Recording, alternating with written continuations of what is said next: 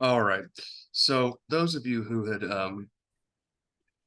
had attended our meeting last year after I went on a similar trip, a little more um,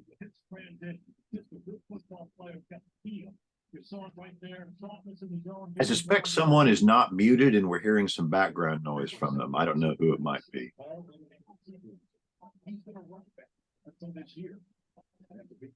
but yeah, I had last year I did sort of a cross country road trip, hits Cooperstown, um, Philadelphia, a couple other hot spots. This one's a little shorter, but um, hit some interesting places. Um,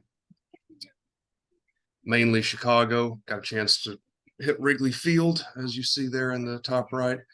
So this is just some sort of baseball highlights from that. Some educational, some fun, some a little of both. I'm doing it in chronological order. You don't expect to see stuff at an art museum, but when we went to first stop was Kansas City, sort of just a halfway point, so we broke up the driving. If you've never been to the Nelson Atkins Museum of Art, really cool place, free admission. It's a beautiful area. I've been to Kansas City multiple times. This is the first time I'd ever seen this museum. But they have an Andy Warhol there of Roger Maris. Uh, this is from the 1961 season, where he set the recently broken American League single season home run record. The one on the right is really cool. It's sort of a mixed media thing by an artist named Radcliffe Bailey called Mound Magician, which is inspired by the career and life of Satchel Paige, one of the larger than life figures in all of baseball.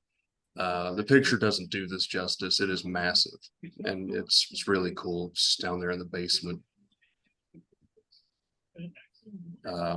Of course, on the way, I had to find a way to get to Dyersville, Iowa, uh, which it's a commitment to get there. There's no super easy way to get there. So if you're there on purpose. And my purpose was to see the Field of Dreams.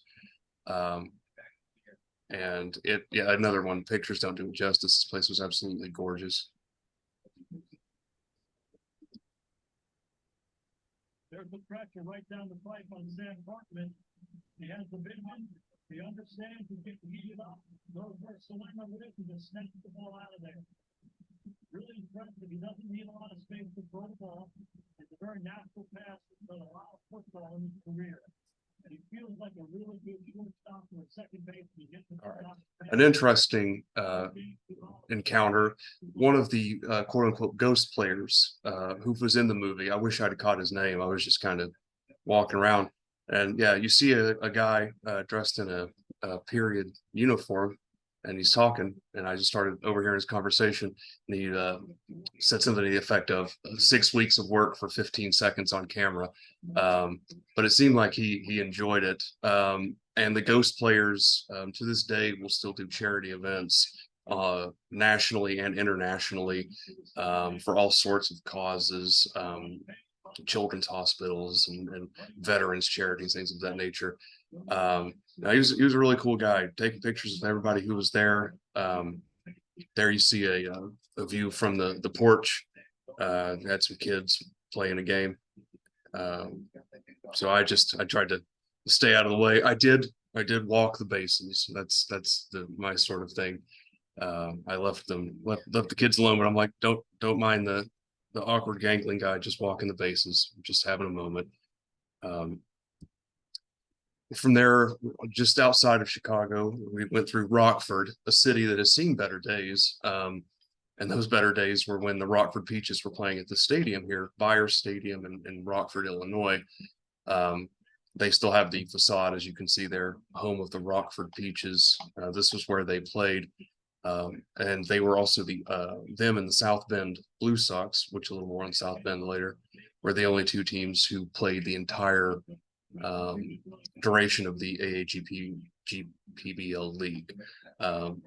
This is their home stadium, and they had this plaque there. They had these really cool murals they had done in the dugout, commemorating the team. The field itself you see down there, it's seen better days, but you could tell by the hoses and whatnot that people have been working on it. For what purpose, I'm not sure. But it is preserved for the most part. The one thing I did find interesting is you might be able to tell from this picture, the foul poles are not attached to the fence. The foul poles are a good 10 feet inside the fence, which led to an interesting thought experiment. If you hit the pole, is it a home run or not? I mean, that would be one of the more bizarre ground rules I've ever seen. But yeah, I've not seen that before in a ball field. And again, not sure who's using it, but it looks like they're getting it fixed up or something. Another interesting monument just outside of this park, and you can see this one if you can notice in the left picture. This was donated by a SABR chapter to commemorate the Rockford Forest City Club in the first year of the National Association, first year of quote unquote professional baseball in 1871. You see Cap Anson, which more on him later. Cap Anson was a member of this team. The team actually played their home games about 3 miles out north of this Bayer Stadium at a place called Fairgrounds Park. But they put the monument up here. The team, as you can see there, finished with a dismal 4-21 record in their only year of existence, and they since closed up shop, ceased operations.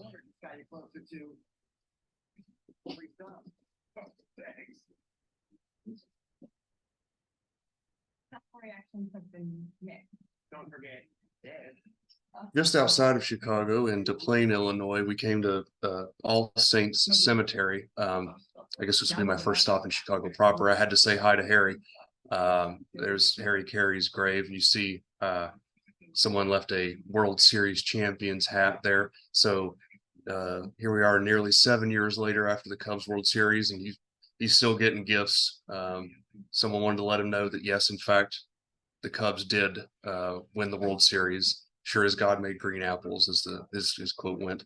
The one below that same cemetery is Baseball Hall of Famer Gabby Hartnett. Not sure how I feel about the 2 Cubs stickers that were placed on the monuments. That might be a bit much, but you know, they've been there a while. You can tell by the fading. So maybe the family's cool with it. Maybe, I don't know, but that seems a bit much. You can leave a hat or a baseball, but and then within walking distance of Wrigley Field at Graceland Cemetery, which is a gorgeous place, there you see Ernie Banks, Mr. Cub. And I especially like the touch there with the ivy. I assume that's growing there intentionally, but I thought that was a great touch there. And incidentally, in the same cemetery is buried William Hulbert, who was the National League president from 1877 to 1882. Also owned the Chicago White Stockings. His grave, as you see, with multiple pictures there, really interesting, especially given the age of it. They were able to get this baseball looking gravestone for him when he passed in 1882, and the grave lists the 8 teams that were in the league. Obviously some familiar cities there and some not. Worcester and Troy would not be in the league in 1883. They were replaced by New York and Philadelphia, more familiar major league cities. Providence, of course, being mainly known for the employer of Old Hoss Radbourne around this time.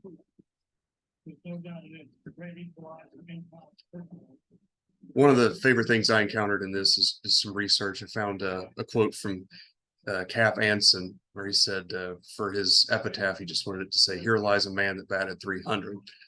And he did, a career 334 hitter. And you can't really tell the story of baseball without Cap Anson. He was there quite literally at the beginning of the professional game of organized leagues.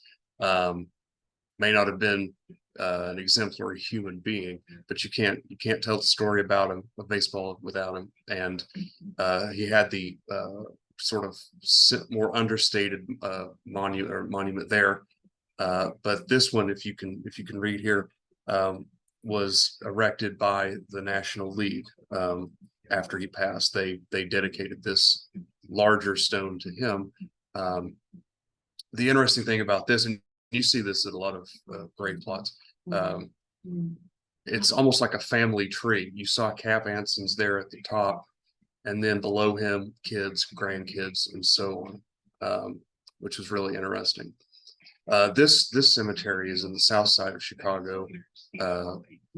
Wish I could remember the name of it. But it's also where Jesse Owens and the physicist Enrico Fermi are buried. Not baseball related, but still cool. Had to go see those. Of all the places, the AAGBPL Museum is in South Bend, Indiana. It's in the basement of like their historical society. A small museum, but really cool. They had a lot of interesting artifacts, including an original uniform worn by the Kalamazoo Lassies between 1950 and 1954. All the uniforms that were worn by those teams had logos inspired by the city seal. I didn't want to include a picture here, but Kalamazoo, Michigan city seal, pretty understated. It's just, I mean, basically just a tree. So you get the idea there. They had various artifacts signed by surviving members. The ball there in the middle is not from any of the girls' games. It was from a tournament that was held in the area where the grand prize was $50 and the ball. This was from 1866, which absolutely floored me. I don't even know if the Baseball Hall of Fame has much artifacts that old or older. And then on the right there, you can see this was a shirt that they had made for a league of their own, with some of the actresses and actors that were in it, and it was signed by people who were in the movie. So no telling how valuable that would be on the secondary market. I thought that was quite cool. We also, as we were coming back from that cemetery where Cap Anson was buried, we stopped by now Guaranteed Rate Field, home of the potentially future Nashville White Sox, if you believe any of the rumors about that. What was really cool was they had a marker there indicating where home plate was at Old Comiskey Park. While I may not be a White Sox fan, I appreciate baseball history, and you think you can stand at the site where the Black Sox World Series was played, the first ever MLB All-Star Game, and Disco Demolition Night. That old park, which is now a parking lot, has seen quite a bit. And right to the east of that, as you see there, is the Bill Veeck Drive. I took the picture mainly because Joe Kelly, as a Red Sox fan, he was one of my favorite antagonists for the Red Sox. But I noticed the Bill Veeck Drive sign after the fact. That was cool. Another one of my favorite characters in the game of baseball. The guy who doesn't get quite the credit he deserves for all he did for the game. We took the tour like the first day we were there. There's me with the front of the ivy, and I, because out of reverence, I didn't take any. I had the impulse, but I just decided to look at it. I had to take a picture of the booth where Harry Carey and Steve Stone used to work, and now it's John Shambi and Jim DeShays. And there's the view from the press row where we were. You can see the skyline in the background, get the whole feel of it. The tour itself, I can't say enough. It was, if you're ever in the area, even if you don't catch a game, that tour was absolutely amazing and well worth it. It only took about an hour or so. And then like the last day we were there, we caught the Cubs Sox Sunday day game.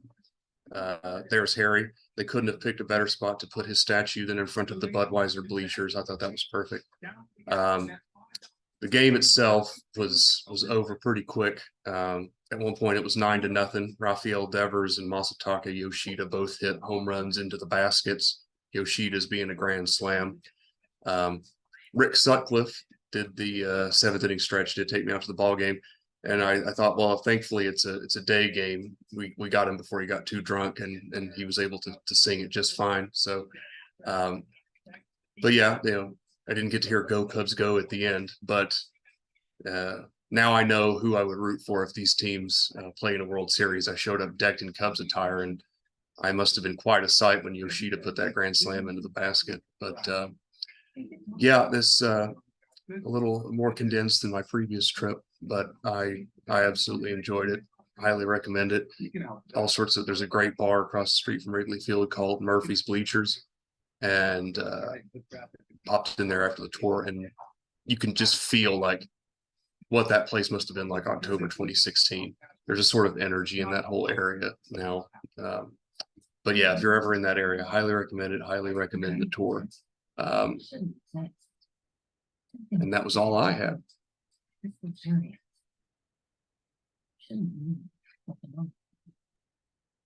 Jesse, I saw many years ago.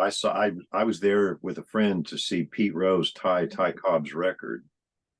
Oh, And the weird thing about that was he tied the record, and it was like in the sixth inning or something, and a storm came off the lake, and it went from like 80 to 50 in about 10 minutes, and they stopped the game.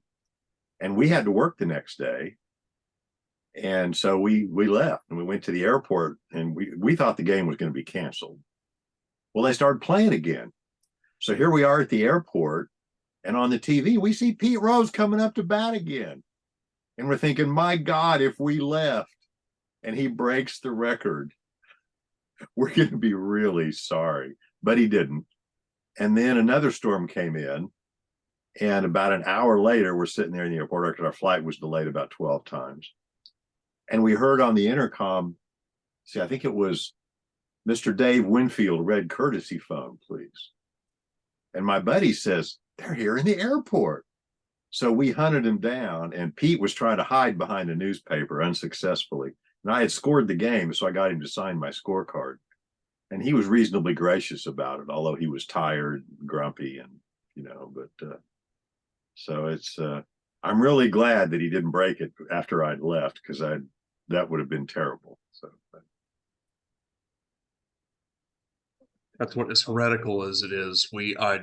Because the game was a blowout, we decided to leave early, and we're walking back because I had to basically go to work too, the next day. So it was like, we got to just drive through the night. Let's just get out of here. And as I'm walking back to where our car's parked, I'm getting these score alerts on my phone, and the Cubs started scoring, pity runs at the end. And I'm just like, dear God, don't let this happen. I left a game and it was 9-0 in the seventh inning at the bottom of the seventh. Like, come on. So yeah, luckily they stopped the bleeding. Well, with that, I don't have anything else, so I'm going to yield the floor here to our new member, Fred Worth, who has a presentation on grave hunting for baseball. I got to visit a couple on my trip, but he will go a little more in depth to it, so I will yield to him. Good afternoon. I've been in SABR for 20 years. Actually 19, I guess. In 2004, I think I joined. I'm one of the founding members of the Arkansas chapter. Hence the shirt. I don't know if you can see it. Couple of the ones that you showed from Chicago brought to mind some things. Okay, I'm gonna need to be able to share my screen, so you're gonna need to. I don't know exactly where you can allow others to share. I don't remember where that is. It may be if you click on share screen, that may be one of the options that comes up after that. Yeah, I think I got it now. It says now who can share all participants, so you should be good. Okay. Let's see. Yeah, you were talking about memorabilia that people left behind, and I just want to tell one quick story about a friend of mine, Stu Thornley. Some of you may be familiar with him. He's visited. He visits a lot of graves, but he focuses on the major league graves, not major league, Hall of Fame graves. And he was at Babe Ruth's grave in Hawthorne, New York. and he wrote a note that said, "Babe, you were the best." And because it was raining, he put it in a Ziploc bag and left it on the grave. And about a month later, he or one of his friends was at the Babe Ruth Museum in Baltimore, and that note was on display at the Babe Ruth Museum. So that was, he enjoyed that a lot. You mentioned Cap Anson, and ironically, about 150 feet from Cap Anson's grave is the double duty Radcliffe's, one of the people who didn't get to play in the major leagues largely because of Cap Anson. I thought that was rather ironic. It's on another side of a road, but it's only about 150 feet from Anson's. If you're a Cubs fan, this is where you want to be buried. This is in Bohemian National Cemetery in Chicago. It's for cremated remains, but there's a replica of the Wrigley Field wall, and you can have your remains in the ivy-covered wall. I'm not a Cubs fan, so I don't need to worry about that. I'm a Mets fan, so I'm used to being mathematically eliminated by opening day. This was Ernie Banks' grave the first time I was there. It had not yet been marked. This was his grave the second time I was there. So they put in a pretty nice grave marker, but that was eventually replaced by this one. I got this one before the ivy had started covering it. But those were, oh, and yeah, I'll have to, when I saw this, I wanted to try to find which of those players I've been to the graves of, because probably most of them. Yeah, let me find the presentation.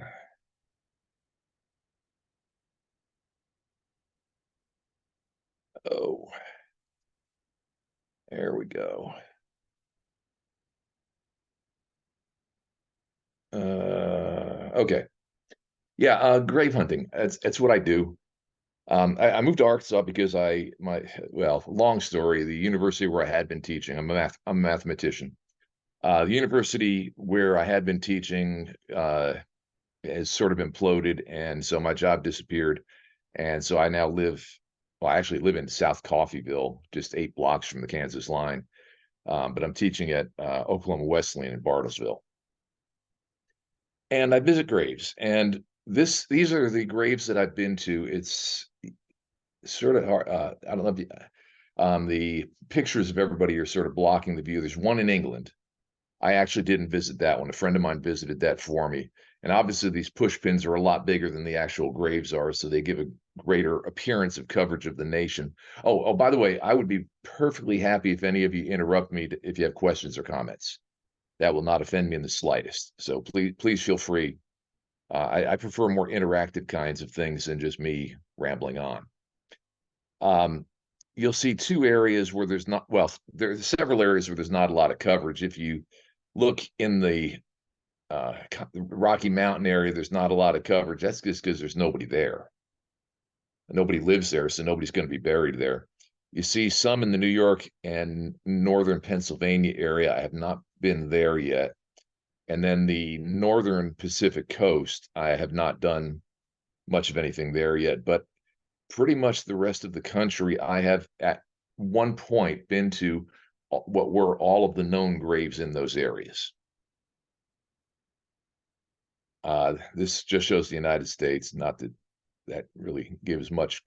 And it does go all the way down to Key West. That one down there in the bottom of Florida, that's in Key West. And that's an old neat. Yeah. Excuse me, how many graves are we looking at here? 9,494. Woo. We'll get to more of a breakdown in a moment, but yeah, it's several. Awesome. When I tell my students how many I've been to, I usually say, and I'll bet you that's more than you've been to. And it's probably 9,494 more than they've been to. Oh, I had a quick question. Sure. Is there any place that really surprised you as far as tombstones or anything? There are a lot of really nice grave markers. There are some that I've been surprised that have been unmarked. I mean, Babe Ruth's is really a really nice marker, which is no surprise. It fits his personality. some of them are really, I'll show you one that's actually in Oklahoma that I really enjoyed. Warren Spahns. A lot of them do have baseball writing on them. Many don't. But people often ask me, what's your favorite one? And I have no idea how to answer that question because I like a whole lot of them in a lot of different ways. This is Oklahoma. And obviously, I mean, Oklahoma's population is more spread out than most states, so the graves are going to be more spread out. Pretty high percentage of them obviously are in Tulsa or in Oklahoma City. Some are very rural. This one over here, just barely not in Texas, is Vaughn McDaniel. That's in Hollis, Oklahoma, I believe. I don't have all of it committed to memory, so if I misspeak on something like that, forgive me. I'm living in Bartlesville. There is one in Bartlesville, Bugs Bennett. And people ask, you go see famous baseball players? No, I see anybody. It doesn't matter who. If they played one game of major, I've been to Moonlight Graham, although he's, for somebody who only played part of one game, he's famous. I think I'll be talking about one in a little while where all he did was pinch run once. But I visit guys who played Major League Baseball, managers, umpires, owners, whatever. I'll do minor leaguers as long as it's convenient to visit them. If they're in national cemeteries, those are usually very, very easy to find graves, so I do those. This is the breakdown of the number per state.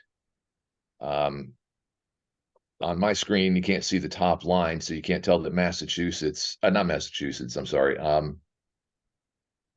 Right now, I can't tell. Looks like Pennsylvania. Yeah. Pennsylvania. Pennsylvania's the top one. It hadn't been, but over spring break in 2023, I got to Pittsburgh, and in 5 days of grave hunting, I got to 200 graves in Pittsburgh. Now, if you've never been to Pittsburgh, you probably don't realize how hilly it is. If you've been to Pittsburgh, you know. There was one day, according to the fitness app on my phone, I walked, I think it was 71 flights of stairs. I did no flights of stairs. I went up and down hills in the cemeteries in Pittsburgh. Now, Oregon, there are more. It's just I haven't, those are the ones that are in the very eastern edge of the state. I've not been to the coast. North Dakota with 3, that's because, actually, there is one more in North Dakota, I believe. But it's not a surprise. The states that have a whole lot of people tend to have a whole lot of the graves. Oklahoma, the 177 is somewhat deceptive. Since I lived in Arkansas, Oklahoma being fairly close, I did do a lot of minor leaguers in Oklahoma. Right off the top of my head, I don't know how many of those are major leaguers. Fred, I can't remember the name of it off the top of my head, but there's a weird museum in Pittsburgh of printed material. And they have a bunch of really early scorecards. Oh, okay. It's absolutely, and it was some rich guy who just, that was his hobby, was printed material. So there's all kinds of weird stuff in there, not just baseball, you know. Yeah. I'll try to look up the name of it while we're talking, because I think anybody who's in Pittsburgh would enjoy a visit to this museum. This one's Hall of Famers. There are a lot in the Chicago area, which is part of why Illinois has so many. Ohio, I had never realized until I was doing graves in 2021. We did a 9-week, my wife and I. My wife's confined to a wheelchair, but she still goes with me and tolerates me. We were on the road for 9 weeks, did 17,000 miles of driving, and got to 1,157 graves in those 9 weeks. And I never realized how rural Ohio really is. When I think of Ohio, I think of all the cities, Akron, Cleveland, Cincinnati, and all that. Going to Cy Young's grave, I passed the boondocks and went another 50 miles, it seemed, out into the middle of nowhere. But it's much more rural than I had realized. These are the Hall of Famers in Oklahoma. This is Joe McGinnity. I've actually been to his grave 4 times. The first time, there was a different marker there, just a very plain marker. But apparently the family decided they wanted something more substantial.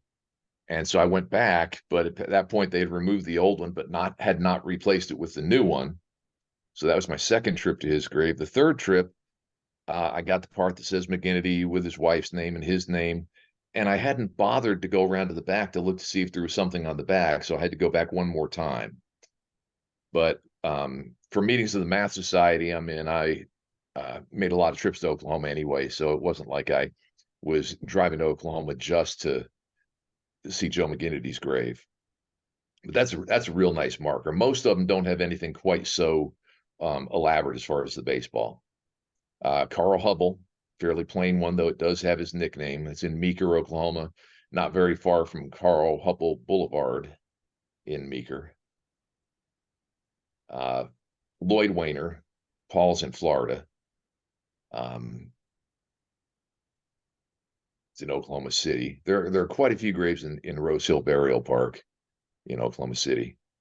And then Warren Spahn, the pictures on the left are his wife's grave and his unmarked from the first visit. But the second one I really like is as you're going into the cemetery, the top picture where all you see is his uniform number is the first thing I saw. And so that was what I was thinking of when you asked about more interesting or whatever ones. I don't remember which word you used, but you come in and all you see is 21 and you sort of know that's Warren Spahn's grave. On the front, I don't know if you can read it, but it talks about him being the winningest left-handed pitcher in Major League history. Before the changes in the modern game, you never knew if that record was going to stand, and you wonder if the family would go back and edit it. It wouldn't be real easy to erase that. But I don't think anybody's going to win the kind of number of games that he won now with the way that baseball has changed so much. But those are the Hall of Famers in Oklahoma. This rough-looking guy, his name is Frank Russo, and his website, the Dead Ball Era, is really part of what got me into the grave hunting. And Dead Ball Era, he does not mean 1901 to 1919. He means players who are dead. And that's a picture of him at Matty McIntyre's grave. And he and I look like a couple of homeless bums walking through cemeteries together. Whenever I go back to the New York area, I'm originally from New Jersey. Whenever I go back to that area, he and I go into New York City to get a few more graves. So that's why that bum look is in this picture in the slide. This is the first one I ever went to. Travis Jackson. From Frank's website, I found that there was a Hall of Famer buried about an hour from where I lived. It's in Waldo, Arkansas. That's an actual town. It's not a joke. It's not, where's Waldo? It is a small town in Southwest Arkansas. And I very naively just told my wife, hey, let's go find this guy's grave. So we drove down to Waldo, found the cemetery, and it didn't take too long to find the grave. I started trying to do it that way at more cemeteries, and I found out that just going down and looking doesn't work well. The bigger the cemetery, that's not going to work. Spring Grove Cemetery in Cincinnati is 700 acres. You're not going to find anybody just walking around looking. So most of the time when I go on trips, I do a lot of work ahead of time. And I'll have on the Ohio trip, I literally had about an 18-inch thick stack of paper with all the maps and information I had in order to allow me to find all the graves. Most of the time, I spend no more than 5 minutes per grave in any cemetery. Sometimes it's longer if I can't get good information, but most of the time I get pretty good information. Some of the cemeteries, people are very, very helpful. There was one in Texas I had some trouble. Right now, I can't remember the name of the guy. It's in Denton, Texas, Denison, Texas, I think. And they didn't have any records because, this is a quote, the old guy knew where everybody was buried. Well, the problem is the old guy died. And so they had no written records at all of where anybody was buried anymore. You would figure folks that work at a cemetery would know people die. And so you ought to write it down, but they never did.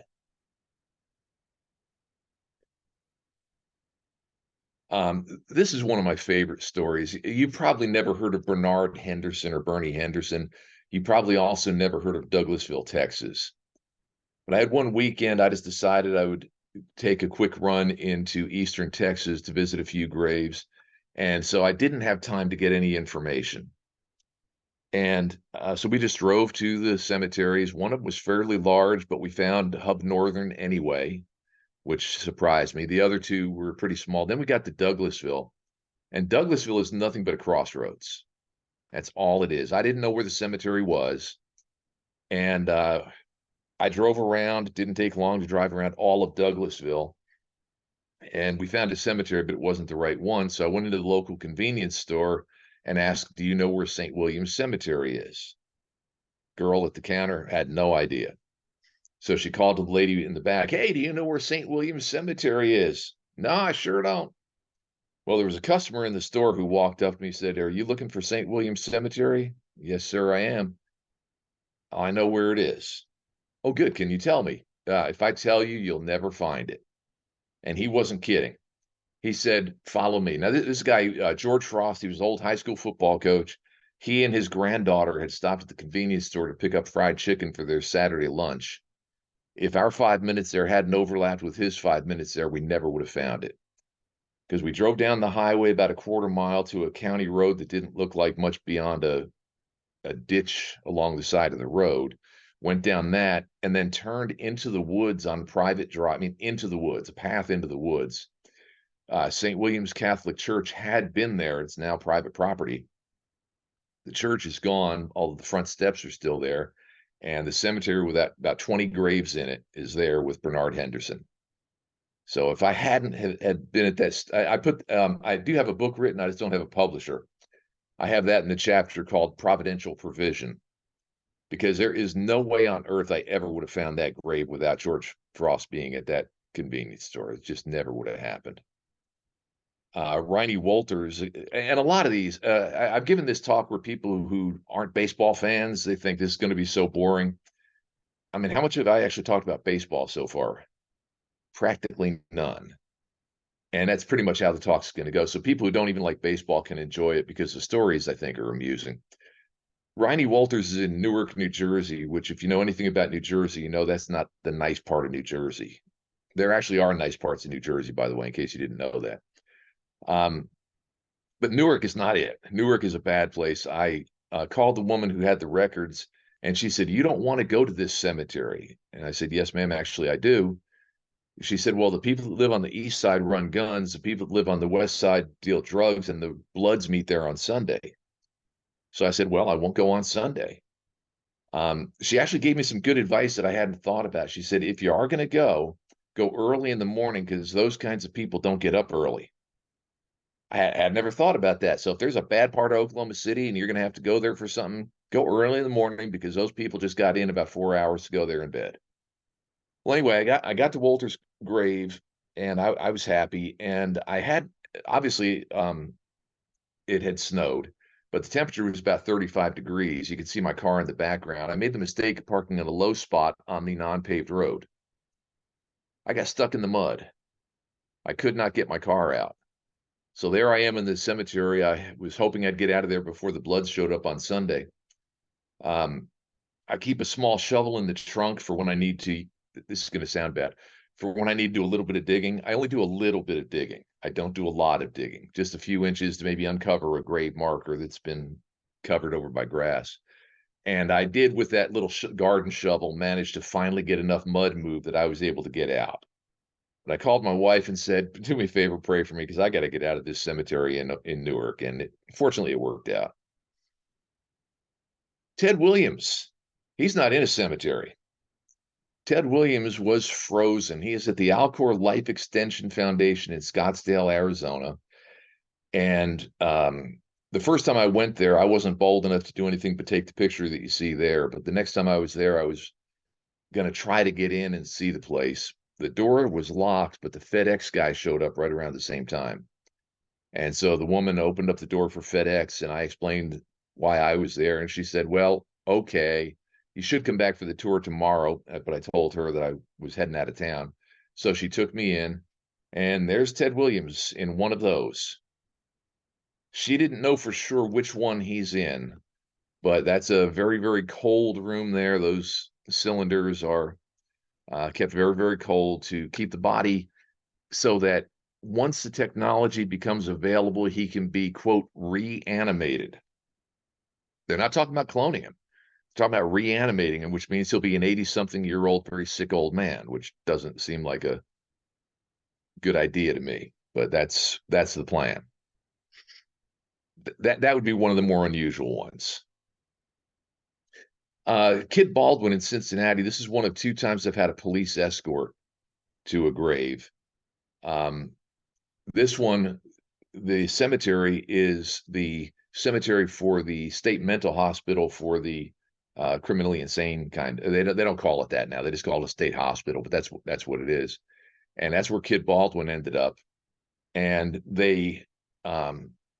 the cemetery was not on the grounds of the hospital, but it was behind a not very nice housing project in Cincinnati. And so the police of the state hospital said they would take me there. Turned out I didn't need them because they didn't have to unlock the gate because somebody had broken it down.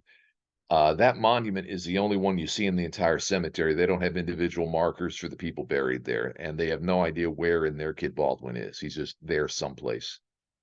The other one was in Minnesota, State Mental Hospital again, and that cemetery is actually on the grounds. And the police officer who was taking me to it said, "Now, if I am going up there and I get a call, I'll turn around and you will follow me. And when we get to the gate, you will leave."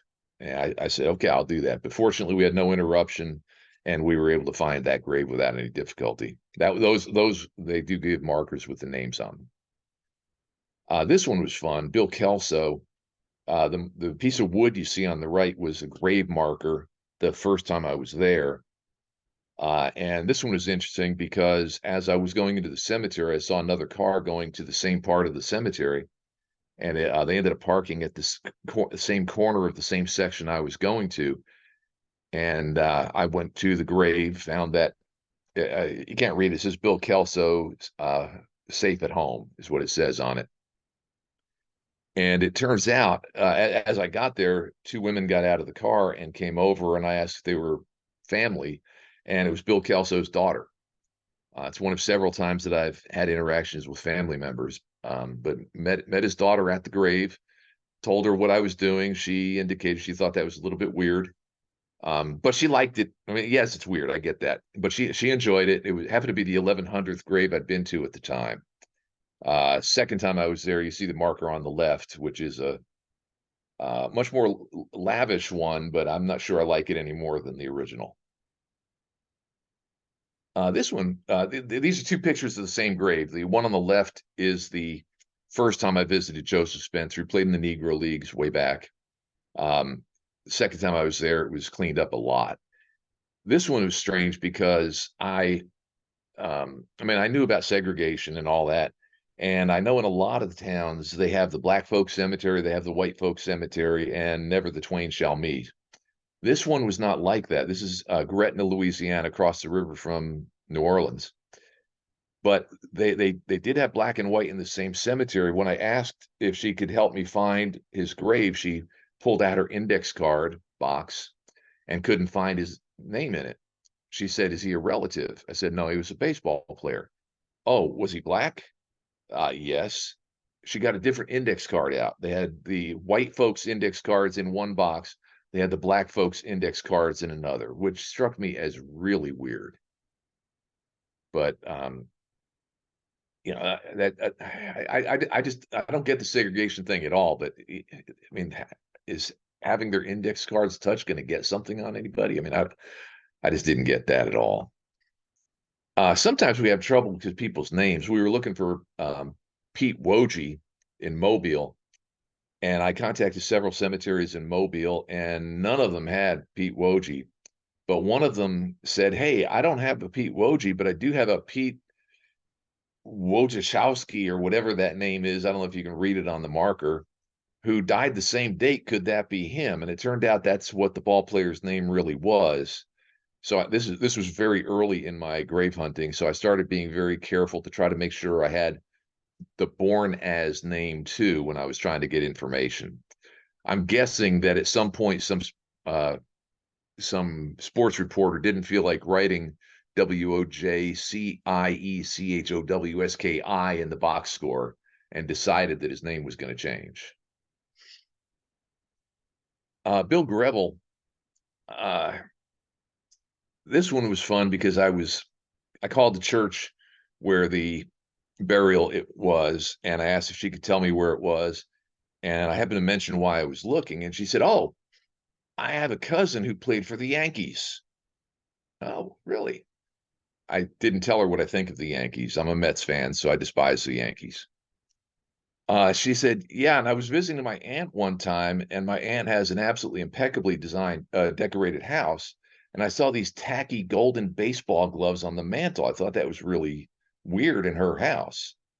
Her aunt gave her a little bit of a lesson. She was looking at Bobby Richardson's Gold Glove Awards, and she was viewing them as these tacky golden baseball gloves, which I thought was interesting. And I actually met Bobby Richardson, and I actually told him that story. He didn't think it was nearly as funny as I did. Connie Ryan, New Orleans is a weird place for a lot of reasons. You may be familiar with the fact that in New Orleans, they actually often can't bury people because the ground is so wet. If they bury them, they'll come back up. And so you'll see a lot of the above ground mausoleums like you see in the background there. And there might be 40 people in there. And sometimes they won't put all the names on there. So if you don't know the names of the family, maybe your great grandmother's maiden name kind of thing, you might never be able to find the grave. But Connie Ryan actually is mentioned on that in the back. But this one was interesting because my wife was with me, but I was doing cemeteries. I dropped her off at a gym for her to work out while I did graves. And obviously this is before she was wheelchair bound. And she asked one of the ladies who was getting ready to leave when she was done if they could give her a ride back to the hotel. And one of the ladies asked, "Oh, why are you in New Orleans?" And my wife, instead of not wanting to seem weird, she told them. And she heard an odd noise from the back seat when she did that. The woman in the back was Connie Ryan's daughter. I had been to his grave the day before. She met Connie Ryan's daughter, the daughter of one of the Major League Baseball players whose graves I'd visited. I mentioned the shovel. You can see why I bring the shovel. I knew the Thielman brothers, they're brothers who played. I knew they were in the same lot in Minnesota. I knew there was a big family marker. I found that with no problem. But I couldn't find Henry's individual marker. So I got my pocket knife out and started stabbing it in the ground until I hit something fairly solid. And I dug a 2-inch thick hunk of sod off of there where you could actually read his name backwards on the bottom of the sod. So that's, I don't expect to get stuck in the mud in cemeteries, but I do expect to sometimes have to uncover markers like that one. Alto, Texas is another place you probably don't know where it is. And I had no information on how to find that cemetery, let alone the grave. So I stopped at a couple of houses. The third house I stopped at had a very helpful woman who had no idea where it was, but she called a friend who had lived in the area, and he told us, drive down the road till you see the gate and the fence that has 2 wagon wheels in the gate. Go around the gate because it's not actually attached to a fence. Go back a little bit and then look to the left through the bamboo, and you'll see the little cemetery, middle of nowhere. And that's where Carl Yao is. And I'm guessing most of these people I'm mentioning, the players, are people that even you, as more rabid baseball fans than most, have probably never heard of a lot of these guys. Pete Hill, Hall of Famer, Negro League Hall of Famer. We did not know where he was buried. And it turns out we didn't know much of anything about him that was right. Originally, we thought his name was Joseph Preston Hill. In fact, that's what is said on his Hall of Fame plaque. We thought he was born in 1884. He was born in 1882. We didn't have the date of death right, but at least we had the right year. We thought he was born in Pittsburgh. He was born in Virginia. Just about everything we knew about Pete Hill was wrong. Fortunately, 2 things were right. We knew he died in Buffalo. That was right. And we knew he'd been a porter on the railroad. because I was in Buffalo. And my wife, while we were there, my wife found out that we weren't far from the public records place. And so she went and she asked if they could tell her where Joseph Preston Hill, give us information about him. Because I hadn't told her yet that we'd found actually his actual name was John. And so she went, they couldn't find him. Well, I went back because, no, actually the name's John. I just hadn't told her. They couldn't find a John Preston Hill who had died on the date that I had given them, but they found one that had died 2 weeks prior. The guy said, "Do you know what kind of job he had?" "Yeah, he was a porter on the railroad." "Okay, then this is the guy." So Buffalo and Porter, and those are the only things we knew. His death certificate showed that he was the body was removed to Chicago, which is not helpful because Buffalo couldn't care less what cemetery he's in Chicago, so they didn't put that on the records. And Chicago's got more than just a couple cemeteries. Well, a friend of mine was watching a documentary on blues musicians in Chicago and found that a lot of the blues musicians were buried in Catholic cemeteries, which is a little unusual because African Americans don't tend to be Catholic. But he ended up calling, and the third cemetery he called was Holy Sepulchre, and that's where Pete Hill was. The picture that you see on the left is what his grave looked like before. He is now marked, thanks in small part to the research that I did. And he's one of 2 people whose Hall of Fame plaque was actually recast because it had several things that were wrong on it. So they decided to fix it. I'm guessing that at least one of you knows who the other one was that was recast. Anyone know? Give you a hint. Played for the Pirates. Roberto Clemente. They had his name wrong because Hispanic names they often use the mother's name, and they didn't do his name the way that they wanted, so they redid his as well. I mentioned obscure players. Bob Mavis. This is not far from where I lived in Arkansas. There's the box score of his only game as a major league ball player, and you see down at the bottom he pinch ran in the 9th inning. So when Smith walked, Mavis took over for Smith, and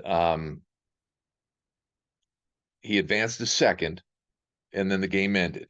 So his entire major league career meant he walked out to first base, jogged down to second base, and then the game ended. But he got paid to play Major League Baseball, and he got to do it in Yankee Stadium. Even though I hate the Yankees, that's a pretty cool place to do it.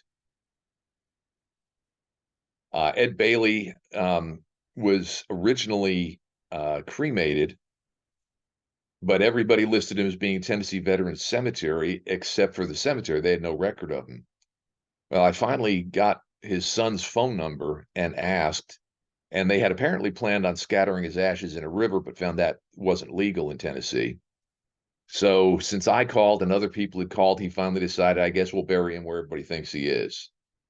So I helped. I didn't find where he was buried. I helped convince the family to bury him. And the picture on the left is the unmarked grave. The picture on the right is the later marked grave. Eddie Popowski was a coach primarily for the Red Sox. And I found out where he was buried because a friend of mine put me in touch with his daughter. And she told me where the cemetery was. She said, "I'll make it easy for you. I'll attach a balloon to his grave so you won't have any trouble finding it." And in the picture on the left here, there, you can see the balloon that she attached to the grave for me, which was really cool. I had to call her back a few days later and say, "I just wanted you to know I stole your balloon. I kept the balloon. It's now in my office. Very deflated, but I kept the balloon." Johnny Sane, this is another one that I got to before he got marked. There's a fairly long story. I won't go into that. We originally were told a very different cemetery, and I found a horribly overgrown abandoned cemetery, which may have been where they were originally going to put him, but they ended up putting him in Havana, Arkansas. He's about 50 feet away from another major league ball player named Jim Walkup. There were 2 Jim Walkups. One of them's buried in Duncan, Oklahoma. I don't remember which ones. They're cousins or uncle and nephew. I don't remember which. But one's buried in Duncan, Oklahoma. One's in Havana, Arkansas. And the sane one is the one where I first learned I need to do a better job of standing off to the side so the reflection of my feet don't show up in the picture. You can see my feet and my wife's feet in the reflecting on the grave marker there if you look closely. Red Barn, Suggsville, Alabama doesn't exist anymore. It was a very, very small town, but it doesn't exist anymore. And I was driving all around the area where it supposedly was, and I couldn't find any cemetery. So I saw 3 or 4 teenagers hanging out in the front yard of a house. So I pulled up and asked if they happened to know where the Suggsville Cemetery was. They said, no, I got no idea. But one of them said, hey, I'll go inside and ask the old guy. And so he went inside to ask the old guy. And a minute or two later, a guy came out who was my age. Didn't particularly appreciate the old guy reference at that point. But he knew exactly where it was. And it happens to be right behind the house of the kid who went in to get him. He just didn't realize there was a cemetery behind his house. And that's where Red Barns was. I didn't enjoy the old guy reference since he's about my age, but I do like going to Florida because in Florida, very often when I go to a convenience store, I hold the door open for people and they'll say, thank you, young man. And I like that a whole lot more. Pepper Martin was buried in Oklahoma City Memorial Park along with about a dozen other ball players. A friend of mine was coming to Oklahoma to visit him and he wasn't there. They had moved him a week prior. His wife died 40 years later than he did. He died in 1965. She died in the early 2000s. And after she died, the family decided they were going to bury both of them in Quinton, Oklahoma. And so they removed him, and that's the same marker in both pictures. Looks a little bit better in Quinton with the green grass than it did in Oklahoma City with the brown grass. But that was something that I had never thought about before, about players being moved, graves being moved. I found some where they moved because the whole cemetery was moved because they created a lake in Arkansas and they were going to flood the area. But there have been a number of cases where graves were moved. Jim Scoggins died in South Carolina. And all we knew was that the body was removed to Winter, Texas. But we didn't know what cemetery.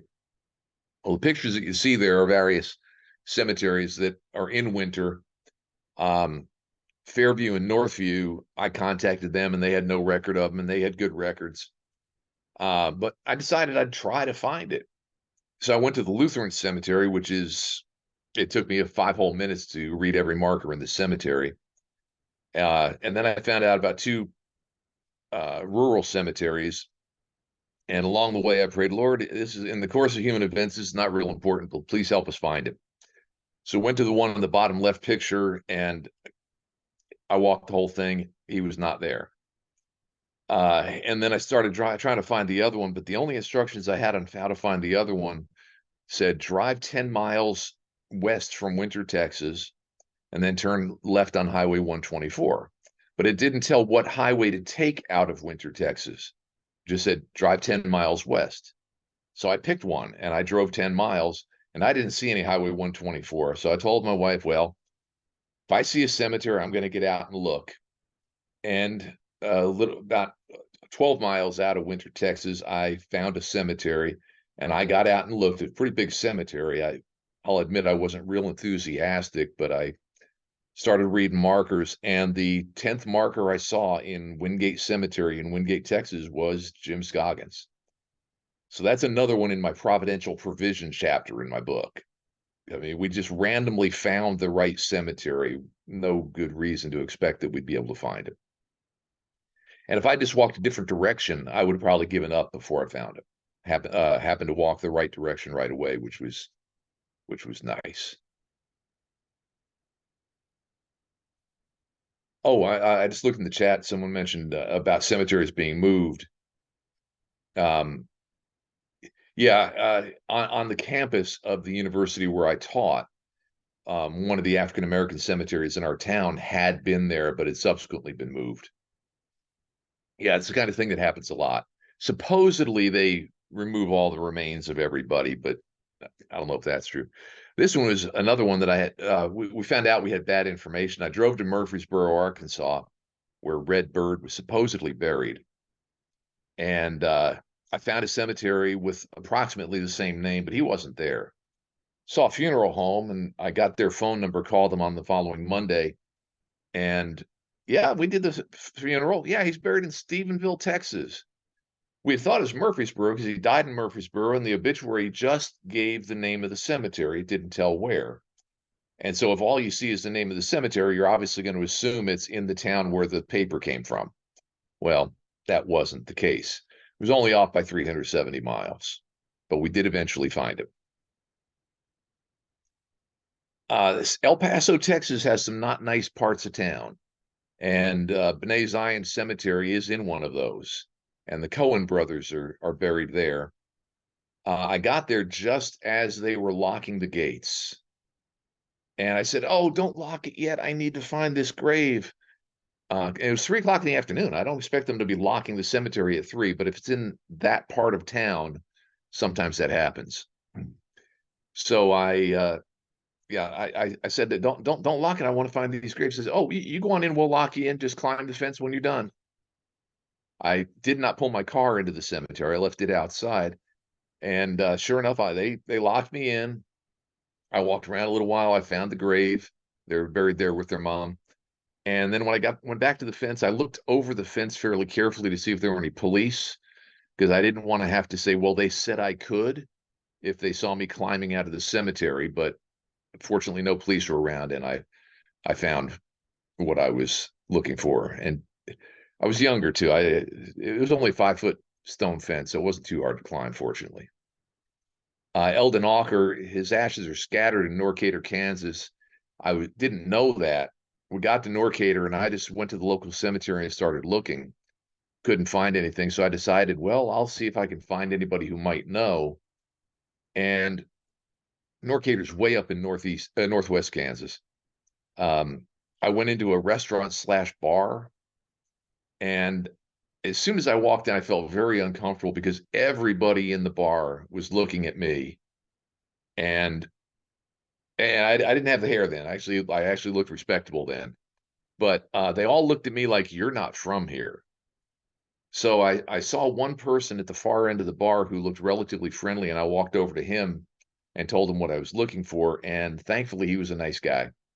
And turns out he was also a cousin of Eldon Walker, so he knew exactly where he was. His ashes had been scattered in Eldon Walker Park, just a few blocks from the bar. But I did feel a little bit awkward the way everybody was looking at me there, so I looked for the one friendly face I could find. Pete Layden, it's on a ranch. The family, the Ulbricht family, now owns the property. He was buried on the ranch of his wife's family, 2 sisters and their husbands. The other husband, I have to be careful the way I say this, played football for some school in Texas. I'll just say it that way. I think it's near Austin, but I won't say anything more about that. But he was an All-American football player. So you have an All-American football player and a Major League Baseball player buried in the same cemetery, but it's on private property. So the family actually took me out there and showed me. It was another one where I had to climb the fence because the guy forgot his key to the ranch gate, so we had to climb over the fence to get in it. But that's how we got to that one. Roy Jarvis, Wyandotte, Oklahoma. Even though you're from Oklahoma, how many of you actually know where that is? Do any of you know where that is? You do? Okay. If you miss the turnoff for Wyandotte, you end up in Missouri if you're going east. It's real close to the border. And this is another one that's on private property. We had to wade across a small creek to get to the grave. And there's barbed wire in front of the marker like that because they don't want the cows knocking over the markers. Steele Family Cemetery in North Carolina. I didn't have good information on where the cemetery was. I found directions for 2 different cemeteries. I found one of them quickly, but he wasn't there. So the other one said, take the 3rd dirt road after the school. I found the school, but I didn't see any dirt roads. Those directions were 50 years old, so the roads had been paved. So I had no idea what to do. I finally saw a Steelville road and I thought, gee, that sounds reasonable. But the next part of the directions said, turn on the private drive where the sign points to the cemetery. Well, I didn't see any sign for the cemetery, so I'm not going to just go randomly driving up people's driveways. I saw a car coming down a driveway, so I hurried over to where they were, and I got out of my car and asked, do you happen to know where the Steele family cemetery is? And the guy said, yeah, and started trying to give me directions. His wife said, don't try to give him directions. He'll never find it. And we're going that way anyway. So they told me to follow us, and they got down to a driveway and pointed that way. And so I went up that driveway. The driveway forked. This direction, there was a house. This direction, it kept going. So I went that way.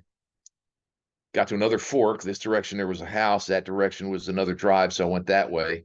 And I got to a path into the woods, and there was the cemetery. So it's another providential provision chapter entry.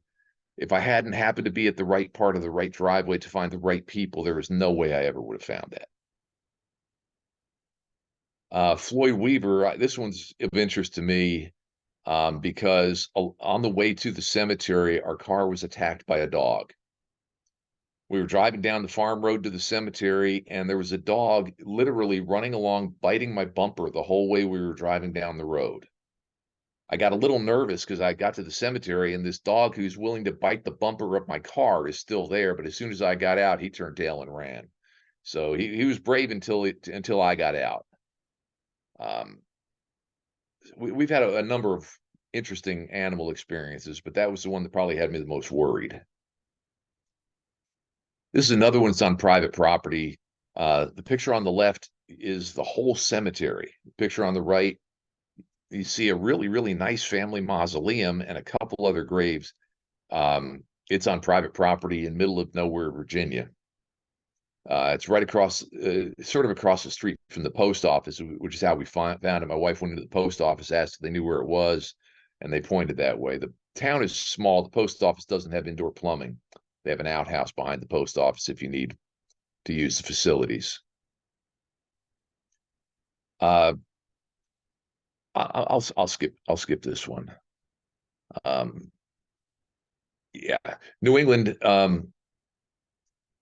2019 did 9,000 miles, 946 graves, 24 Hall of Famers. That wasn't as hard to do. That only took 6 weeks because in Massachusetts, they're not very far away from each other. It's a small state, 500 some, or is it 6? I think it's 600 graves in Massachusetts, but they're just not very far apart. So that was relatively easy. The Midwest trip I mentioned a while ago, 24 Hall of Famers, 9 weeks, 17,000 miles. A lot of those are in Ohio. Michigan was the other main source there. But we do a lot of driving around. I did an East Coast trip, Christmas, not nearly as many because they're a lot farther apart. I had already done all the East Coast, and so there'd be 3 graves in Florida, 2 graves in North Carolina, so a whole lot more miles and not nearly as many graves. Just a couple more Hall of Famers. Gaylord Perry's is sort of neat. They told me it wouldn't be hard to find. It looks like a tree stump, but it has a real nice plaque on it. Frankie Frisch in New York. Doesn't say Frankie on anywhere. It says Frisch for the family name, nothing more. Alex Pompey, Negro Leagues owner. Again, it doesn't have his first name on it anywhere, just the family name. And there's also supposedly another former Negro League executive in the same lot, but if he is, it's not marked. I think Gaylord Perry was Woodman of the World because that's not an unusual marker for somebody who's in Woodman of the World. So I wouldn't be surprised if he was. I don't know for sure. Hank Aaron, that was the second time I was there. The first time I was there, it did not yet have the engraving on it. But that's a real nice marker. He is about 200 feet to the left of Martin Luther King Jr.'s parents at, I think it's Southview Cemetery in Atlanta. Glenn Gardner wasn't a Hall of Famer, but I had to walk through a pasture to get to his. The grave was not actually marked, but the cemetery was inside a fence in a pasture. And the cows were looking at me. I don't speak cow, but they were being noisy and it didn't sound friendly. But thankfully, none of them charged me because I wasn't real sure I could jump over the barbed wire fence if I had to exit quickly. Fortunately, they left me alone. That's a cemetery. He's unmarked in there someplace. I do know it's the right pasture because of the instructions I got to find it. You turn right next to the old school house that has a mattress sticking out the front door. Those were the instructions I was given. This one, it's just I was looking for a major leaguer, but I was walking through the cemetery because I couldn't get information on where he was, and I saw this baseball insignia on this marker. And I've found 3 or 4 times I've seen baseball insignias like that and found out I actually found a major leaguer or somebody who played minor league ball that I didn't know I was looking for. There was a Stevenson who played in the 60s for the Athletics. His father also played major league ball, and I found the one who played for the Athletics, but in the same lot. We did not know his father was there, but his father had baseball insignia on his markers, so that's how we found him. But I was looking for a major leaguer in this cemetery, but I found this minor leaguer instead who happened to be the father of the major leaguer. This guy only played like 11 games in 1948 in some D-level minor league. Turns out his son is in the same lot, just not yet marked. This picture is not very good. Weather sometimes causes problems. If there's rain, it makes it tough, and depending on the angle of the sun, it can make it tough. But Rap Dixon had not had a marker, but it was placed by some SABR people. I actually got a personal tour of this cemetery by Ted Knorr, real nice guy up in Pennsylvania. Y'all, I don't know if y'all are aware, there have been a lot of graves that had been unmarked that are now marked because SABR is people in SABR are spending a lot of time and effort and money to try to mark such graves. This is Ted with a real nice picture of Rap Dixon. The man in the background is a 93-year-old man, and he kept up with it. If I'm in that kind of shape when I'm 93, I will be thrilled. He had no problem keeping up with us walk through the cemetery. Maybe a little bit slower, but he was a lot of fun. I enjoyed him. Sometimes this is what cemeteries look like. There is a guy who played in the old Negro Leagues buried back there someplace. And I was not going to wade through there to try to find a marker. I was pretty sure there was no marker. But that's not uncommon. That's in, I want to say it's in Macon, Georgia. I'm not sure about that, but I know it's in Georgia. There are other cemeteries, some rural, some in, one in Philadelphia that looks just that bad. There's a really cool marker, Harry Aganis, who died, it was leukemia, I think, died very young. This one he's here someplace. We have no idea where. And I walked through quickly because parking on the street in that part of Boston is not legal if you don't live there. So I had to park there and walk quickly and hope the police didn't get there to give me a ticket before I left. This is another one. The cemetery is never unlocked. They have no idea where it is. I just took these pictures over the fence. They have no idea where he is. So unfortunately, sometimes my results are not real impressive. This is another cemetery. It was really a mess. They didn't know where the guy was, either of the two guys. So I just went in and started looking, and that's what I saw. It was obviously not a well cared for cemetery. I don't think I took a picture of the homeless guy who was sleeping on one of the grave markers. I didn't want to get too close because he also had a dog that didn't seem very friendly. But just a really horrible. When there's no money to care for a cemetery, that's what they end up looking like. This one, the guy at the cemetery told me, he's not here. He is not here. Well, I had a picture of his marker, so I knew he was. But since he told me he's not here, I didn't really have anything to do but go and look. And fortunately, I found it's a military marker, but a little different from the typical military marker. So I was able to find Ham Allen. And again, a lot of these are people that you never heard of. Played 1 year in 1872. Some people don't even consider that Major League era. This one's interesting because these two graves are in the same cemetery, but they're in different states. The Rhode Island, Massachusetts state line actually runs through this cemetery. And one of them is on the, see, I think Lapine is on the Massachusetts side, and Rondeau, I think, is on the Rhode Island side. You see the state line running right through the cemetery. There's another one in Florida where that's the case, but there's only one player. And he actually, the cemetery is listed as being in Alabama, and he's in the Alabama side of it, even though part of it's in Florida. Sometimes cemeteries get moved. You mentioned a place in Oklahoma City. Well, this is one in Baltimore. Holy Cross Cemetery is underneath that playground and parking lot. And based on what we know, Icebox Chamberlain probably was not removed, because they took most of the people who were removed to Woodlawn Cemetery, and they don't have him, so he's probably still there.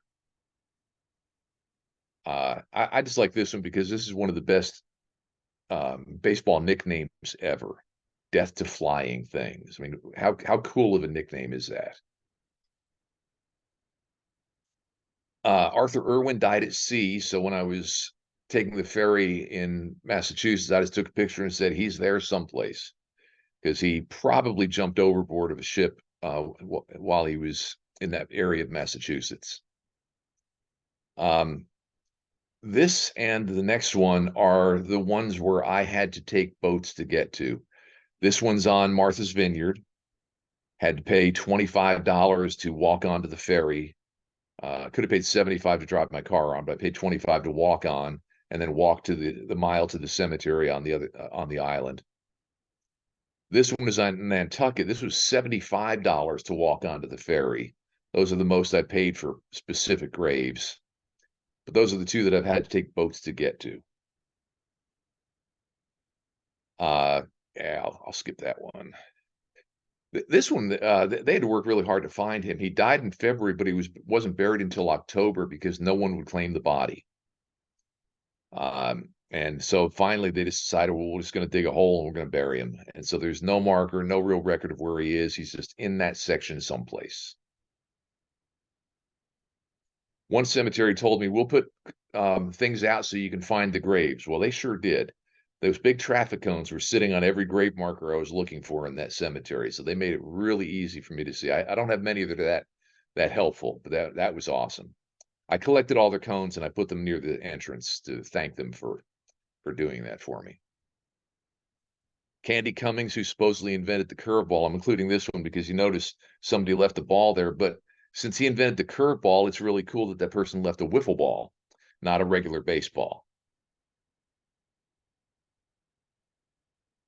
George Wright, Hall of Famer in Massachusetts. Jack Chesbrough, rather unusual grave marker, just a really, really big rock. I see memorabilia. Somebody left an old-time catcher's mitt, which is really, really sort of cool. I don't know how long the cemeteries will leave those. I've seen some where there were maybe dozens of baseballs sitting there, but after a while, that catcher's glove is going to start looking pretty. Well, it doesn't look all that great now, but I don't know how long the different cemeteries will leave those there. Jesse Burkett, you can see that at some point some people paid for an additional marker to document his baseball career. There's Babe Ruth. I mentioned his. You see quite a few baseballs, and and bats, and I do know they do take them away every once in a while because otherwise it would just get ridiculous. Lou Gehrig. My friend Frank Russo actually went up to Gehrig's grave and tugged on the little door there because he's actually cremated and the remains are behind that little door, and it actually opened. It was not locked. I don't know if it is now, but it was not locked. He did not take the remains of Lou Gehrig. He left them there. Jackie Robinson, a lot of memorabilia there. Also, you notice rocks. This was not something I knew until I did this. It's primarily a Jewish custom, but it's a tradition amongst Jews to leave a stone on a grave marker as a way of saying, "Hi, I was here." A lot of other people do it. With Jackie Robinson's, they're much larger, usually just a small pebble. But those are some pretty substantial rocks that are put on the top there. And that is what I have for you. I'd be happy to answer any questions that you may have for me. So have you seen all the Hall of Famers, or do you have a running list? I have not been to all of them, and some of them you can't really go to. Al Spalding and another, I can't remember who, ashes were scattered in the Pacific Ocean. So I went to the Pacific Ocean, took a picture, so I've got that. Some we don't know where they are. Roy Campanella is one. We don't know where he is. Sparky Anderson, we don't know where he is. There are some others that I haven't yet been to. But yeah, I have a pretty substantial database where I keep track of everything, and I'm trying to get to him. Stu Thornley had been to all of the ones that we knew about, but he's had some mobility issues, so I don't know if he's still doing that. But I share my, if you go to stuthornley.net, you can go there and see what he has, and I contribute my information to him. We did know where Don Drysdale was, but one of SABR's people accidentally got his widow mad, and so she removed his remains from the cemetery where he was, and now we don't know where he is. So that's a little bit strange. There are others that cemeteries won't tell us where they are. Lefty Williams of Black Sox fame is in Anaheim, and we know he's in the mausoleum there in an unmarked crypt, but they will not tell us which one. I'm assuming that's family related, because maybe some people didn't treat the, they're afraid some people might not treat it well. I did see one in Houston. Right now, I can't remember the guy's name, where somebody had spray painted the guy's grave marker. You commented on stickers placed on it. I'd rather have stickers than spray paint. Now, maybe it was a family member that spray painted it, because apparently the guy liked to drink based on the memorabilia that was left behind there. But yeah, it's you see some interesting ones. But yeah, I do have a lot of work ready for a West Coast trip, but with the job flux thing, that's probably not going to happen until 2025. Are there any players that you're a little frustrated by not finding them, like a great white whale or something that bugs you at night? Well, early on, yes, because I assumed we'd be able to find where everybody was. I no longer have that delusion. There are some that we're just never going to find them. There are some players, well, there are some that we know hardly anything about them. We probably still have some unknown players, some guy who played in one game in 1879 named Smith, because team was on the road. They had only 11 players. Their shortstop got hurt, so they went to the stands and said, "Hey, anybody here play shortstop?" Guy raised his hand. "Yeah, I do." "Good, come on down. We'll give you $25 to play for us today." So this guy named Smith plays one game, and that's all we know about the guy. So if all you know is some guy named Smith who played a game in 1879 in Rochester, New York, good luck finding out where he's buried. There are some that I would really like to know. I mean, Sparky Anderson would be one, but sometimes the families just haven't done anything with the remains yet, or they have, but they just don't feel like telling anybody. Don Clendenin is one. I'm a Mets fan. 1969, Clendenin was big for us. And I actually called his widow, and she said, "I still have the ashes. Haven't decided what to do with them yet, because he did not want to be buried."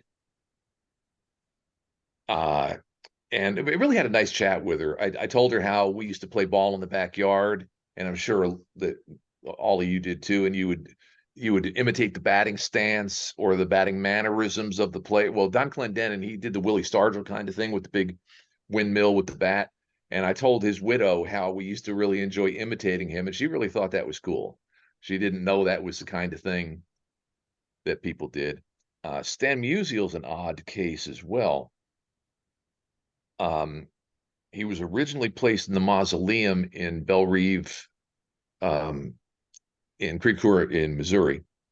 But he was eventually going to put someplace else, but his wife did not want to have them buried because what I was told was, she said, I don't want people walking over me for eternity to get to see you. So she wanted to be buried in an above ground crypt, and there's a very nice above ground crypt, family crypt, that says Musial on it.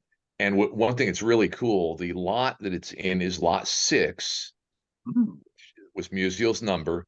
And usually if you see a thing showing the lot number, it's about that big. Well, with his, it's about that big, this big 6 right next to it to show the uniform number.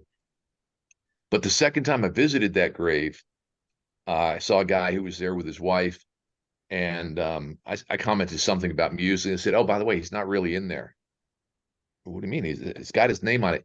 Yeah, the family wanted more privacy, and he pointed at a large, 10-foot high family mausoleum on the other side of the path. He's in there, and I know that because I'm the one that poured the concrete here. Now, I don't know if that's true, because there are people who make up stories. I called the cemetery and they said, no, he's in the thing that has his name on it. But of course, if the family wanted it private and wasn't putting a name on it, they would tell the cemetery, don't tell anybody. So I think I know where Musial is. Well, I know he's one of 2 places. He's either in that or he's in that on the other side of the path. So what are your primary sources of data? It sounds like you network with some other people that have databases. I know Baseball Reference has location supposedly for a burial for players. Yeah. When I started, it was just Frank Russo's website. I just went on there, and then I found out about 2 books, Bill Lee, The Baseball Necrology, and Bob Bailey, Baseball Burial Sites or something like that. But now through SABR, the Biographical Research Committee, not the Bio Project, but the Biographical Research Committee does that. And so I contact Bill Carl, who's the chair of that, and tell him, hey, I need all the burials in Oklahoma. And so, hour and a half later, I get an email. Here they are. I also go to RetroSheet. And if you don't know about RetroSheet, you should. It's an awesome, awesome site, retrosheet.org. And I go there as well because they include umpires, coaches, managers, people, those who never did play. Bill Carl, I only get people who played. I also I do go to Baseball Reference, but they get most of their information from Bill Carl's database. I also go to Gary Ashwill, who has a whole lot of Negro League data, because now that a lot of Negro leagues have been designated as major leagues, I want to try to get them as well. And those are tougher because some of them are in absolutely horrible, horrible cemeteries, especially in the South. Some towns, they had the white folks cemetery and weren't no black folk getting in those cemeteries. And so finally they decided, well, we'll have a black folk cemetery. So they'll give them the worst land in town, the part that never drains or whatever, but they also won't provide any funding. We'll just give you the land for the cemetery. And so a lot of them, horrible grounds, records don't exist because somebody was real enthusiastic for a while, but after that guy died, the family wasn't enthusiastic. So the records ended up in the attic and got thrown out when they moved. So I've got a number of sources, but there are a lot of frustrations as well, especially with the Negro Leaguers. Fred? Yeah. Your picture of King Kelly's grave with the little catcher's mitt on top of it. Mm-hmm. About 5 stones to the right is David Birdsong's grave, because that's the Elks part of the cemetery, and Birdsong is buried in the same row of stones. He's from the Red Stockings in the 1870s. I probably have him too. I've been to usually, and I usually have good data. Let's see.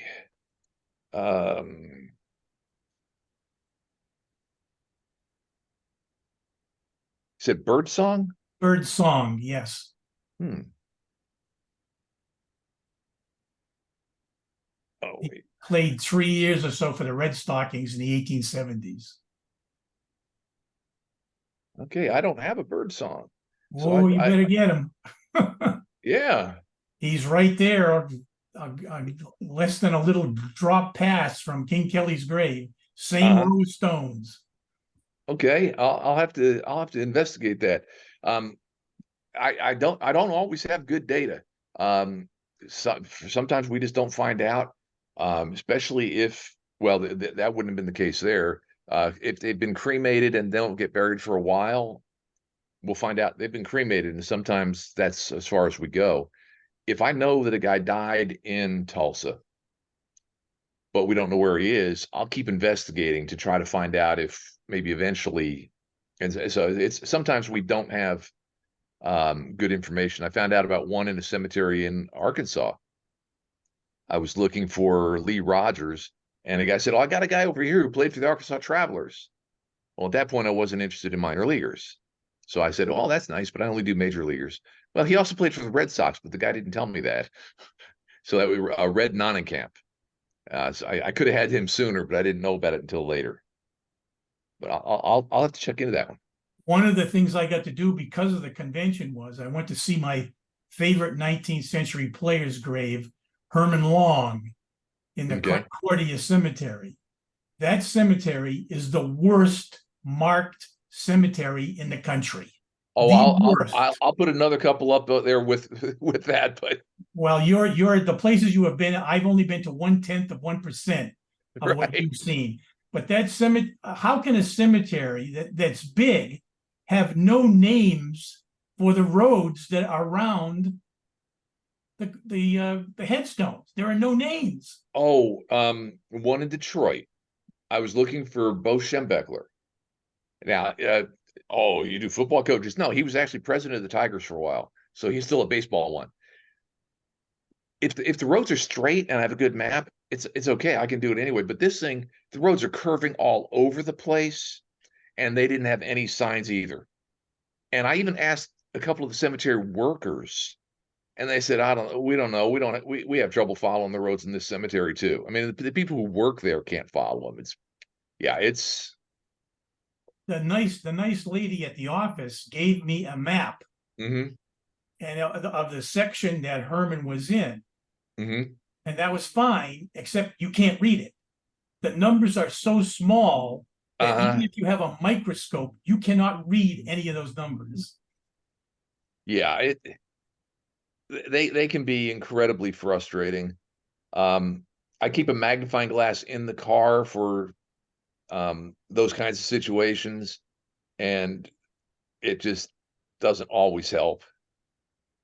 Now some give me absolutely wonderful stuff. Oh yes, absolutely. Yeah, and I am so grateful for those. But sometimes The good thing was that in Concordia Cemetery, other people might be there, but Pretzel's Get Seen is in another section of that same cemetery as Herman Long. So I got to see both of those. Yeah, there are two other guys in there in Concordia as well. Pretzels, Getzian, and Skell Roach. Yes. Other big names that everybody's heard of. So Fred, really interesting presentation. I got a couple questions. One, when you go to the gravesite, obviously you take a photo, I guess. Do you do anything else? Do you have like a GPS coordinates you record? Yeah, that's how I created the map that I showed at the beginning. That actually is I created that in software that Microsoft had. I say had. They don't support it anymore. Streets is what it is. Because everybody's got GPS and MapQuest and all this now. Yeah, but what was nice about that is that when I did that Midwest trip, did 1,157 graves in 9 weeks, I'm able to have all 1,100. Well, I don't have one for each grave, but it was something like 600 cemeteries. And so I have one push pin for each of those 600 cemeteries show up on the map. So I can, and I can have all the names displayed as well, so that I can see what looks to be the best driving route to go to the cemeteries. But unfortunately, most people don't need to go to 600 places in one trip. And so Microsoft no longer supports that software. Fortunately, I was able, with the help of our IT people, to get it to work still on this machine. It's a new laptop, so hopefully this one will last as long as I'm physically capable of going out and visiting them. I don't know how much longer that's going to be. I'm 65 years old, so I don't know how much longer I'll be running around the country. And actually, once I do the West Coast trip and the New York, Pennsylvania part up there, I don't know how much more I'm going to do, because more guys keep getting buried, but I don't know that I want to drive to California to visit 3 graves. And I mean- my other question is, by the way, Gary Asheville and I kind of work together. Oh, okay. So I'm going to ask you about a Negro leaguer, since you kind of live close to him now. There's a guy named Frog Reedus. He was born in Tallahassee, Oklahoma. He's from Muskogee, but he's supposedly buried up in North Tulsa somewhere. I was wondering if you, by chance, it doesn't look like you've been there. No. What was the name again? His name is Frog Reedus. Frog is obviously his nickname. Frog Reed? Reedus. Reedus, Redus. Oh, okay. Oh. I'm not familiar with, what's his actual first name? Good question. I mean, I know it, but it's kind of escaping me at the moment because everybody calls him Frog Reedus. Let me see real quick. I can tell you is Wilson Reedus. Yeah. Wilson Reedus. Okay. When I'm looking for information, okay, Wilson Frog Reedus is in Crown Hill Cemetery in Tulsa. Yep, that's the one. I just wondered if you'd actually been there. No, I have not. I have not, but let's see. Since it's not very far from me, I was actually thinking of trying to find it, but there it is. Yeah. Yeah, So there's somebody. the great. Okay, so I don't know if that's added recently, but I didn't think there was one out there. But okay, Yeah, well, it's there now. Yeah, for those who aren't familiar with this site, this is findagrave.com. Once I know which ones I'm going to look for, I always go to find a grave, because if I'm going to go into a cemetery looking for a grave marker, it sure does help if I know what it looks like. Makes it a whole lot easier to find. So I use find a grave extensively. So yeah, okay, well, I'm going to have to put that on my list, because I'm not too well when I'm at work in Bartlesville, I'm not too far from Tulsa. right. Yeah, we had trouble finding a place to rent that we could afford until we saw our house in Arkansas we can't afford to buy. And so we're 35 miles north of Bartlesville, well, northeast of Bartlesville. So I got a pretty healthy commute each day, but it's okay. I like it. So far, I like Oklahoma. I don't like what made it so that I had to move here, but I'm enjoying being here. Any other questions? Well, I thank you for your attention.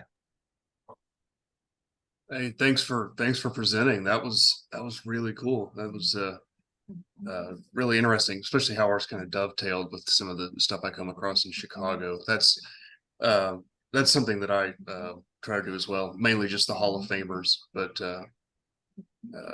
hunting them down and taking pictures and all that. Yeah, that was pretty much all I had today. We're at about 4, which is when I would have called it anyway.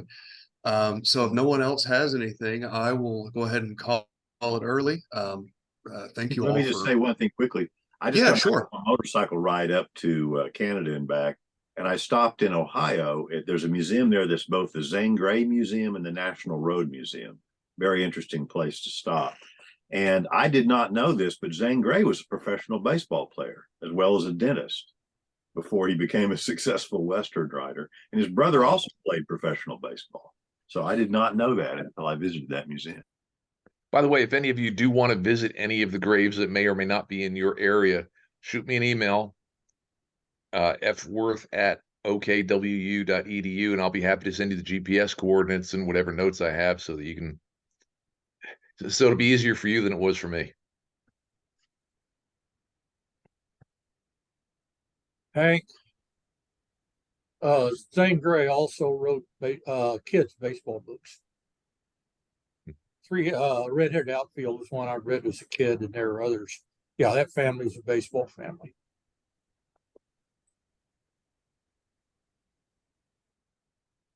Read the graves of George Wright, which is about 3 miles from my house, and the King Kelly grave, which might be 4.5 miles from my house here in Boston.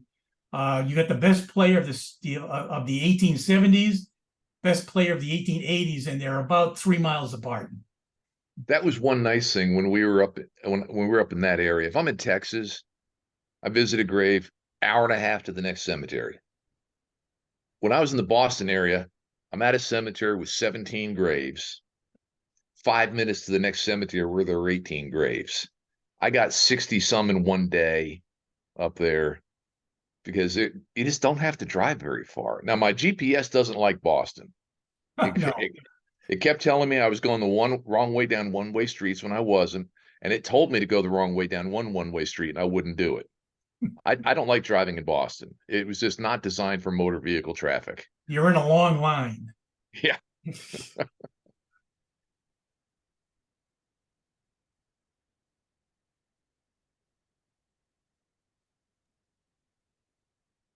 Okay, well, yeah, if no one has anything else, then I'll go ahead and call it early and let you get 15 minutes back and enjoy the rest of your Saturday. As always, I'm always soliciting ideas for future meetings. So if anyone has anything that pops up in the next couple of weeks, my email's open. We also have the Facebook page if you're interested. So with that, thank you, Fred. Thank you everybody for sitting on with us, and have a good one, everybody. Thanks.